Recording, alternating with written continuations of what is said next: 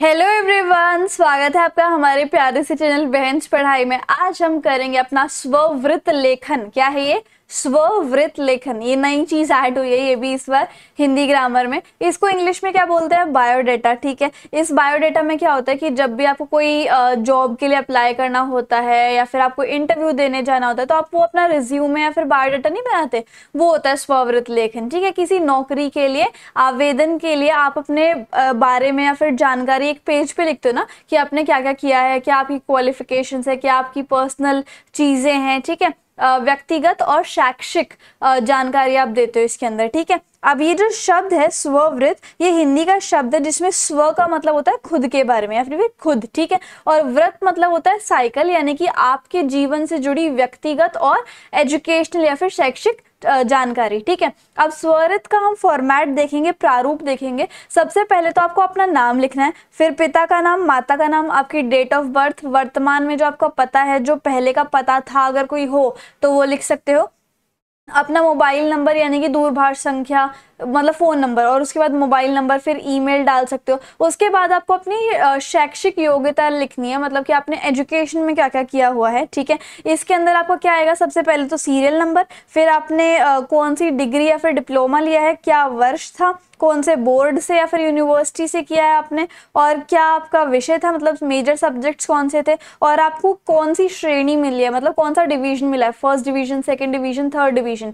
First division क्या होता है? जिसके 60% से ऊपर मार्क्स आते हैं। सेकंड डिवीजन आएगा 50 से लेकर या फिर 40 से लेकर 50 तक, इस तरीके से। और उसके बाद थर्ड डिवीजन जो है वो 35% से ऊपर ऊपर वाला। ठीक है, और प्राप्त तक का क्या मतलब होता है कि आपने पास हो, मतलब रिजल्ट अवेटेड है, इस तरीके से। तो ये सब चीजें लिखोगे। अदर क्वालिफिकेशंस अगर आप लिखना चाहो तो लिख सकते हो। अचीवमेंट आपने क्या क्या किया, मतलब पुरस्कार कहीं पर मिला है तो। उसके बाद अपनी हॉबीज आप बता सकते हो जो कि गैर शैक्षणिक गतिविधियों में आती है। यहाँ पर उपलब्धियां, यहाँ पर अन्य संबंधित योग्यता है। मैंने इंग्लिश में लिख दिया ताकि आप अच्छे तरीके से और समझ पाओ। उसके बाद अपना अपने रेफरेंस के नंबर डालने हैं, मतलब किसी ऐसे इंसान का नंबर डालना है, उसका पता डालना है, उसका नाम डालना है जो जिसके साथ आपने पहले कभी काम किया हो और वो आपके बारे में जानता हो। अगर जो ऑर्गेनाइजेशन है उनको कॉल करके आपके बारे में पूछ ले कि अच्छा हाँ, ये मतलब कोई इंक्वायर करना चाहता है अगर आपके बारे में ऑर्गेनाइजेशन वाले, तो वो कर सकते हैं इन नंबरों पे कॉल करके। ठीक है, सो लास्ट में आपको एक उद्घोषणा करनी होता है, अनाउंसमेंट करनी होती है अपने बायोडाटा में कि मैं प्रमाणित करती हूँ या फिर करता हूँ कि जितने भी सूचना या फिर जितने भी चीजें मैंने ऊपर बताई हैं वो सारी की सारी सही हैं। ठीक है, दिनांक, स्थान और फिर हस्ताक्षर कर दोगे। ठीक है, सो यहाँ पर अब एक एग्जाम्पल देख लेते हैं ताकि हमें समझ में आ जाए कि स्ववृत्त लेखन करते कैसे हैं।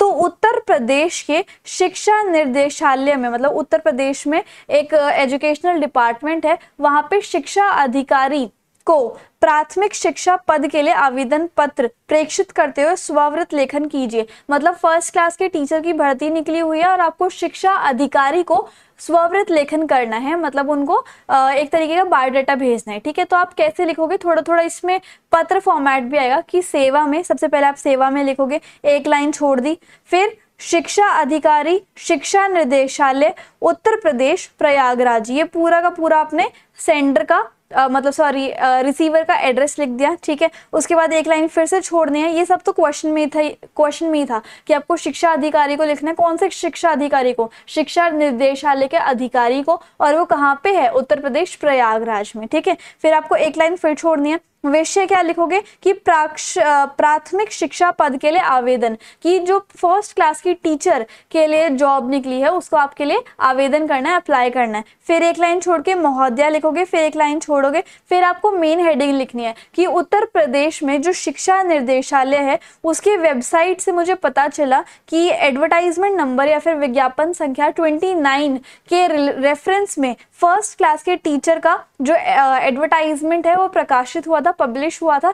इस पद के लिए, इस पोस्ट के लिए मैं अपना आवेदन पत्र जो है वो आपकी सेवा में प्रेषित करता हूँ कि मैं अपना बायोडाटा अटैच कर रहा हूँ, और स्ववृत्त यहाँ पर मेरा निम्नलिखित है। और मैं, इस लाइन का मतलब है कि मैं जो हूँ इस सेवा में अप्लाई करना चाहता हूँ, मतलब इस जॉब के लिए मैं अप्लाई करना चाहता हूँ, मुझे जॉब के लिए आप सुटेबल समझे, इस तरीके से। तो सबसे पहले आपने अपना नाम लिख दिया, मयंक कुमार। अब ऊपर जो है कुछ लिखा नहीं हुआ कि नाम क्या है इंसान का वगैरह वगैरह, तो आप अपना ही लिख देना, ठीक है। मयंक कुमार, पिता का नाम, माता का नाम, अपनी डेट ऑफ बर्थ, वर्तमान पता, स्थायी पता कोई मेंशन नहीं है तो आप यहाँ पर इसको छोड़ सकते हो। दूरभाष संख्या मतलब कोई घर का मोबाइल नंबर हो, और मोबाइल संख्या लिख सकते हो। ईमेल पता आप लिख सकते हो। अब यहाँ पर देखो इस तरीके से आपको अपनी एजुकेशनल क्वालिफिकेशन लिखनी है। प्राप्तांक में यहाँ पर आपको अपनी परसेंटेज लिखनी है। कई कई लोग जो है वो ये भी लिख सकते हैं कि रिजल्ट अवेटेड, या फिर कितने, अगर रिजल्ट अवेटेड है तो वो लिख दिया। अगर आपका जो डिग्री है वो थोड़े बाद में पूरी होगी तो वो लिख दिया आपने। और कोई रिजल्ट आ चुका है जो आपको पता है तो उसकी परसेंटेज मार्क्स लिख दो। तो यहाँ पर सबसे पहले आपने 10वीं के बारे में लिख दिया। 10वीं आपने कौन से सन में की थी, वर्ष में, कौन से स्कूल से की थी, कौन सा बोर्ड था, सीबीएसई बोर्ड था। उसके बाद आपके सब्जेक्ट्स क्या थे, डिवीजन कौन सा था, फर्स्ट डिवीजन था, और कितने परसेंट मिले। फिर ऐसे ही 12वीं का बताओगे, फिर बीए का, फिर बीएड का, क्योंकि अभी टीचर के पोस्ट के लिए आप अप्लाई कर रहे हो ना। और यूपी का जो टेट एग्जाम था यानी कि टीचर एलिजिबिलिटी टेस्ट, वो आपने करा है, क्वालिफाई, ठीक है। और आपकी अन्य संबंधित योग्यताएं, जैसे कि आप और क्या क्या कर लेते हो, कंप्यूटर का आपको ज्ञान है, कैमरा आपको चलाना आता है, वीडियो एडिटिंग आपको आती है, उसके बाद ऑनलाइन एजुकेशन आप अच्छे से कर सकते हो, उसके बाद आपको एक्सपीरियंस भी है, 2 वर्ष में आपने एक्सपीरियंस भी लिया है टीचिंग का, ठीक है। आपको क्या क्या अचीव हुआ है कि कविता, लेखन और वाद विवाद प्रतियोगिता में आपको बहुत सारे पुरस्कार मिले हैं, और बास्केटबॉल टीम के आप कैप्टन भी रह चुके हो। और आपकी हॉबीज क्या है, पर्यटन यानी कि घूमने फिरने का शौक, और सोशल एक्टिविटीज में आपको पार्टिसिपेट करना अच्छा लगता है, ठीक है। और ये आपने कुछ रेफरेंस नंबर दे दिए कि श्री रामास्वामी जिला विद्यालय निरीक्षक कानपुर, और यहाँ पर इस तरीके से। और लास्ट में आप क्या करोगे, उद्घोषणा, कि मैं प्रमाणित करता हूँ या फिर करती हूँ कि उपर्युक्त सभी सूचनाएं सही हैं, ठीक है। और इस तरीके से आप लिख सकते हो। दिनांक आपने लिख दिया, स्थान लिख दिया, और हस्ताक्षर आप लिख सकते हो, ठीक है।